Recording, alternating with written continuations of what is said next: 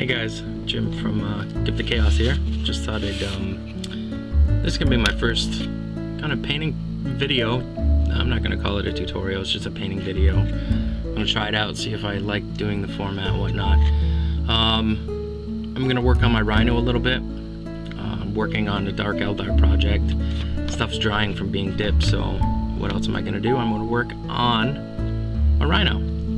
I have the base coat laid out. You can see the Nurgling hanging out there. I haven't done the tracks yet. They're gonna be my last little project. Inside you can see I did some weathering and stuff from the chipping effects. It didn't turn out the way I thought it would, but that's because it was my first time using it. So that's what happens. Doesn't mean I can't weather it a little more. So that's that for now. It's shiny inside because I'm going to give it the oil wash that I really feel it really needs to tie it all together, and then I'm going to work with some pigments, rust it up a bit on the inside because Nurgle needs rust.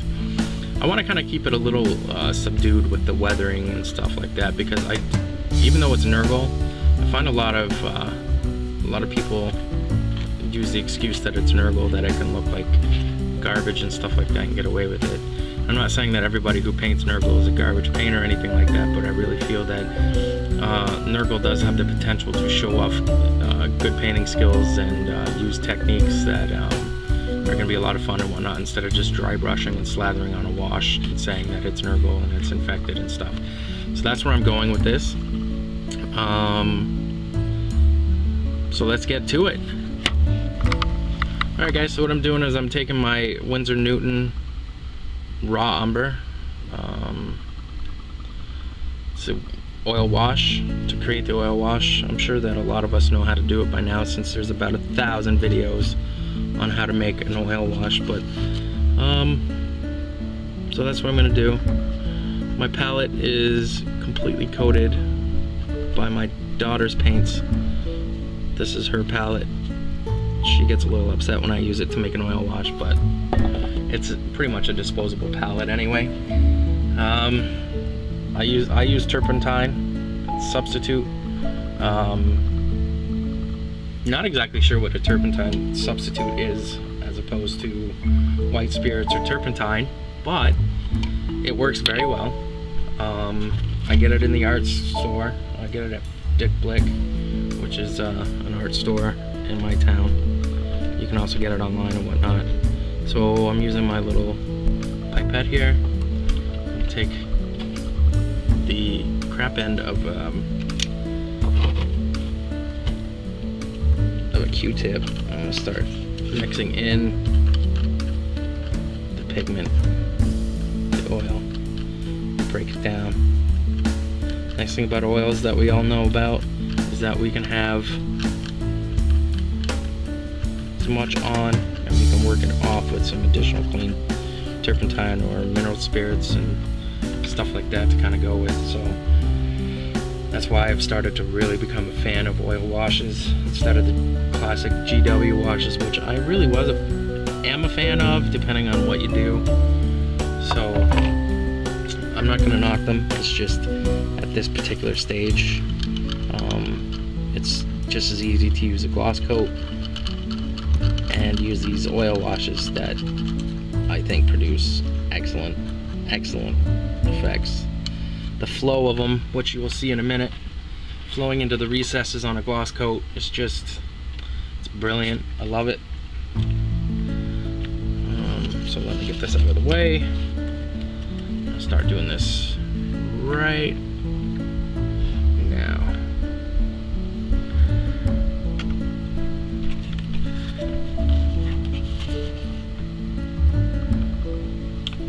Probably should use the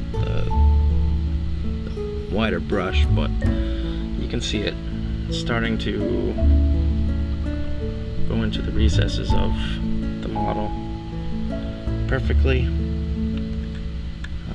It actually flows with capillary action, which causes it to pull towards the other pigments and stuff like that, and wherever it's pooling with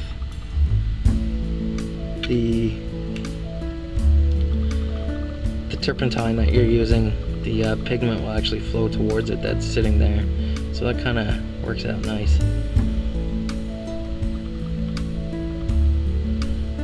It's another benefit to why I really like these oil washes. You know, a lot of people can't be bothered making an oil wash, or can't afford to get the turpentine and all that stuff, and those who can't typically use the GW washes, which are great, but I've used them for so long, since they first came out, that I just, trying out new stuff is just kind of where I'm at right now, especially when I want to step up my painting game. Looking to kind of see the rust that was underneath. I started out with a layer of blue steel, and then airbrushed Vallejo steel. These are all Vallejo colors, and then deck tan from Vallejo to create the white inside of the Rhino. To me, the Rhino interior should be the same as a German tank, and kind of how I see it.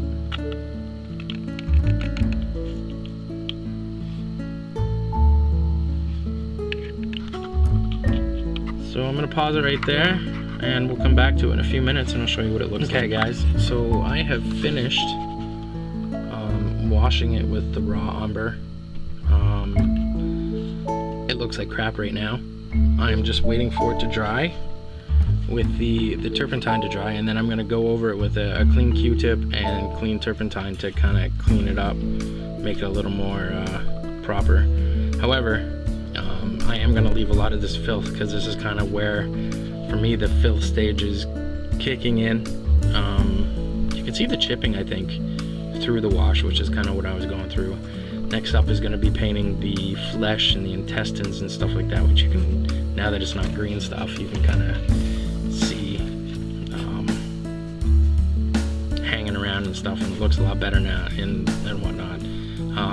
The flesh part, the green stuff, you know, being my first ever attempt at green stuff, I'm really happy with the results. So stay tuned. This is the first of a couple videos that I'm gonna do with this. I'm gonna hit this up with some highlights, another chipping coat, and some more rust and whatnot, and then we'll work on the top layer, which has the dirge caster, which I think personally is the best weapon for a Chaos Rhino. And we'll start working on these little gribbly bits here. That is where my little buddy, the Nurgling, was. Knocked him off. Gonna put him back on. So stay tuned, guys. Thanks for watching. Alright guys, so now we have the turpentine that's dried off a little bit. I'm gonna start taking some a Q-tip soaked. It's not the prettiest Q-tip, but it will do. I'm gonna take it and just kind of wipe away the excess a little bit here. So I'm not gonna wipe away too much of it, because it's, but I'm gonna clean it up so it doesn't look like I just blobbed on a bunch of paint and smeared it on. Make it look like it's a little more like it's a natural and occurring dirt collection. You can kind of see what's going on with the effects here that I'm getting. So I'm really happy with the results of the oil wash. Here you can kind of see just a blob. That's what you get with a GW wash. You'd have to go over the wash with your base coat or your highlight again. Your mid-tone mostly is what I do with the GW ones. But I just erased that blob. It's tinted the paint so that it looks dingy and dirty. Just getting rid of the collection here. I'm not going to worry too much about highlighting, because it's going to be interior. You're only going to see it when I open it up.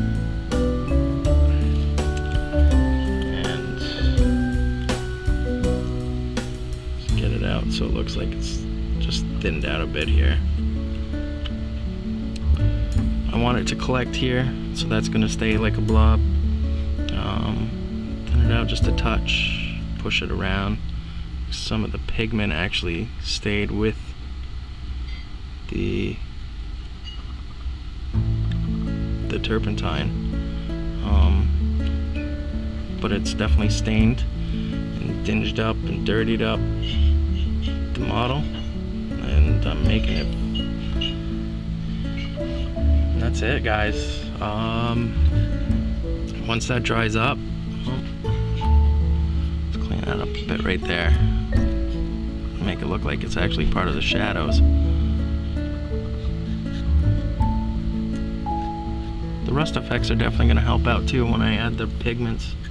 I'm definitely going to go over that in a little while. But this is just a video to show you how to do the oil washes on the Rhino and show you the effects of the chip effects. Yeah, I've got it all over my fingers. So that's the start of the interior. Once it's dulled down with the matte varnish I'm going to put over it, you know, you'll see exactly what this is about and what it looks like, and how Nurgle can be Nurgle without going too over the top and too disgusting. And more to come, guys.